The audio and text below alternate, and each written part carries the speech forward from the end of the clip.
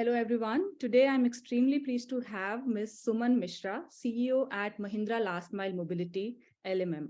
So LMM is a division of Mahindra responsible for their last mile mobility vehicles like the Trio, Alpha, Zor, and Jito products. And the focus of this interaction would be India's last mile mobility space. So thank you, Ms. Mishra, for taking time for this chat. Thank you. It's a pleasure to be here. So Suman, we would like to hear from you. What are the current challenges in India's last mile mobility space that LMM aims to address? So when you speak broadly about the last mile connectivity, I would like to anchor this by saying that the last mile affords a public convenience. It is the cheapest way for individuals to commute in India today, those who do not have their own personal transport. And therefore, this is a category which is important for the community at large. The focus, of course, for our company is on the electrification of the last mile.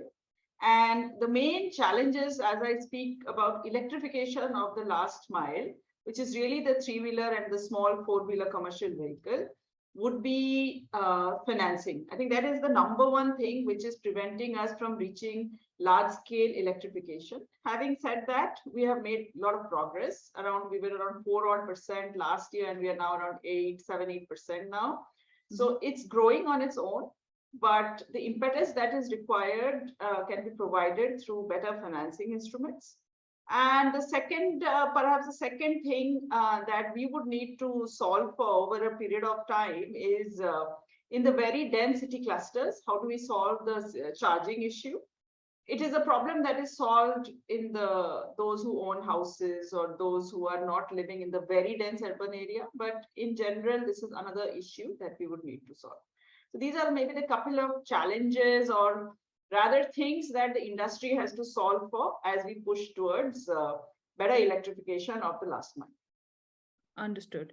But let's say for the fleets, wouldn't it be more dependent on what kind of ecosystem the fleet operators can make rather than a person living in a dense area or operating in a dense area? That was more relevant for the passenger segment, but in the fleet, fleet electrification is significantly higher than the passenger electrification today. And that is really driven by the economic advantage. So if you have an electric vehicle today, you are going to have a better total cost of ownership, meaning the savings on a per kilometer, per packet, or a per kg, per kilometer type of operation will be much higher compared to if you had an equivalent ICE vehicle. So really, from a cargo perspective, because this is, first of all, there are, these are owned by fleet operators. Yes. Right. So they have spaces and parking and so on for the smaller cities. And in the bigger cities, this is a smaller clusters. But just as you move outside the core cluster, this is a problem that has been solved. So these guys really are pushing electrification. The big aggregators, like the e-commerce companies, have taken a very strong stance that they want electric vehicles in their fleets. And therefore, we are seeing very significant increase in electrification of the cargo. And as I said, the passenger one gets solved through as and when the financing becomes available, the passenger side of the equation will also see the similar ramp up. Okay. And Suman, what is your outlook on battery swapping for three-wheelers, electric three-wheelers?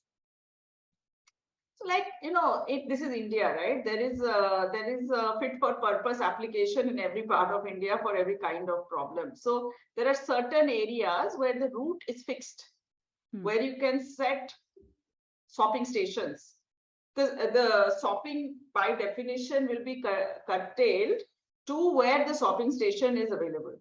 So as and wherever the route is fixed, the delivery time frame is fixed, and the swapping stations can be provided along the route, then swapping becomes a viable option. Where the vehicle generally travel over a larger area without any clarity of this particular routes, then obviously swapping is not the right answer. But the space is so large and growing that there will be all kinds of solutions fit for that particular application. So my general view about all these things is that it is an application-centric approach, and depending on the specific application and the specific geography, this would be solved. Whether it is fixed application or swapping. So we are obviously very big on the fixed battery application. So that is our focus area. But we have also made partnership announcements, as you know, with GeoBP, whereby we are also developing the swapping solutions, which will be used in some places where they are appropriate. Understood. So in your opinion, is the future of last mile mobility, talking about both passenger as well as goods segment, is it like truly electric, or do you reckon we will see different powertrains, maybe flex fuel vehicles going forward? Yes, I firmly believe that the future is electric. And really the projections are varied, but we are saying 50% electrification up to 2030 in this segment. Now that means that 50% will be not electric. Yes. Right? So when you say future is electric, we are not really talking about like 100% electrification type of situation. We are saying 30% in the next 2-3 years and 50% over the next like a little longer period of time. So both technologies will continue to coexist for a period of time. But given the government impetus, given our fuel dependence as an economy, as a country as a whole, given the savings on a per kilometer basis that the customer experiences, the fact that this is sustainable and helps us meet our net zero goals, and finally, the ride experience is far superior to that of a vibrating ICE. Given all of these factors, I do believe foundationally that this is a technology that is expected to grow and dominate in the future. Now, flex fuel and all, it's a bit harder in this category because the cost dynamic don't really sit very well.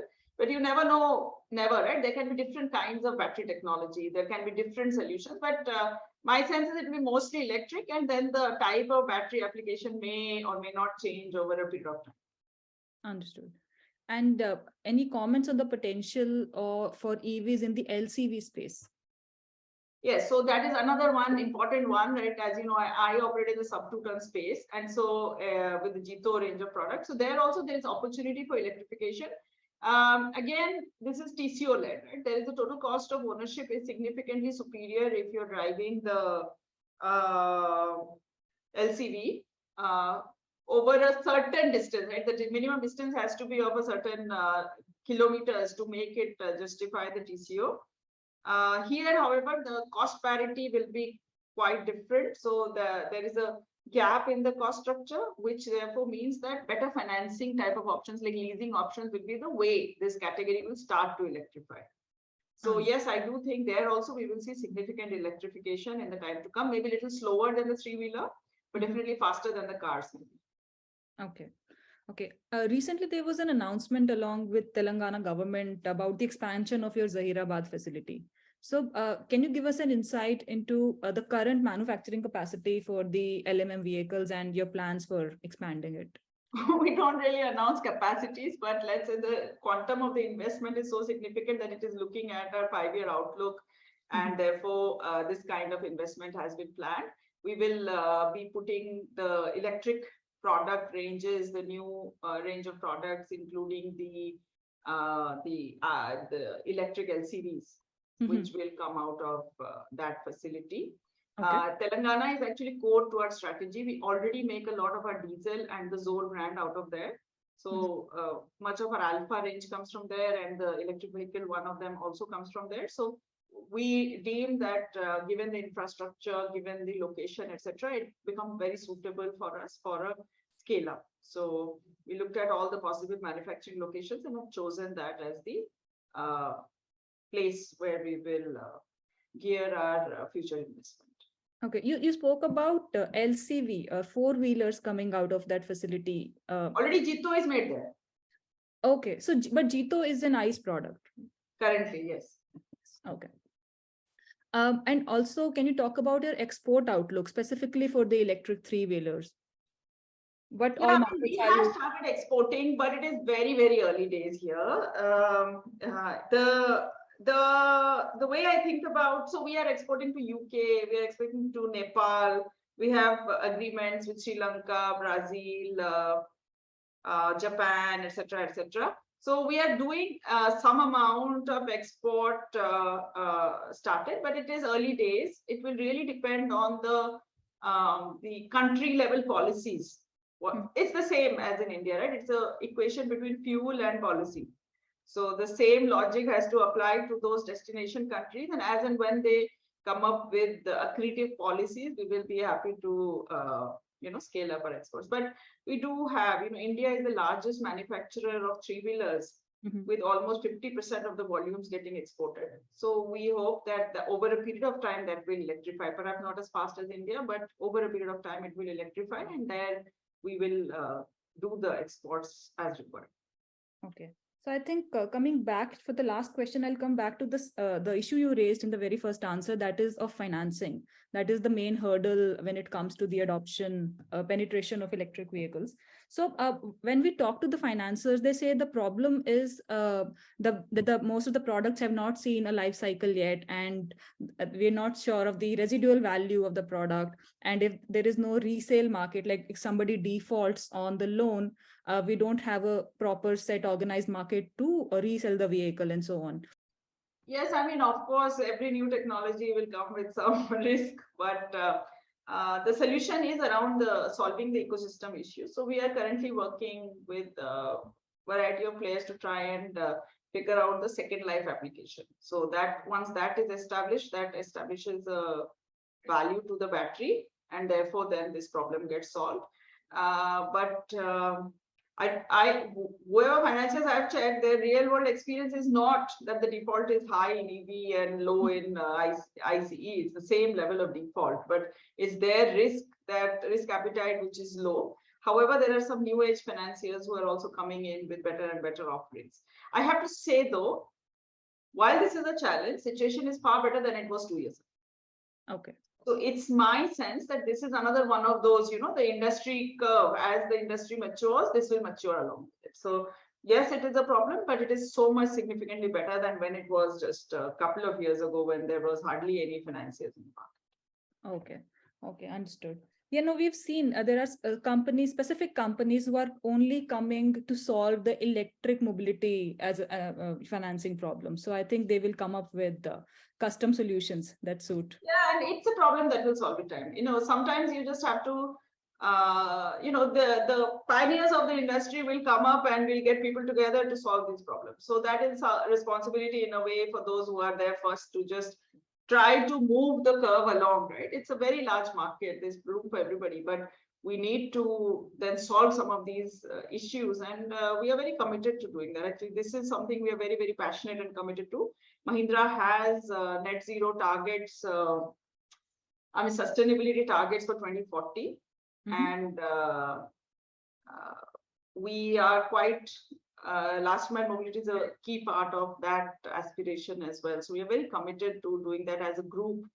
Mahindra Group is very big on sustainability. ESG is one of the big pillars of our, if you hear a managing director, he will mention it, that ESG is a big pillar of our future strategy.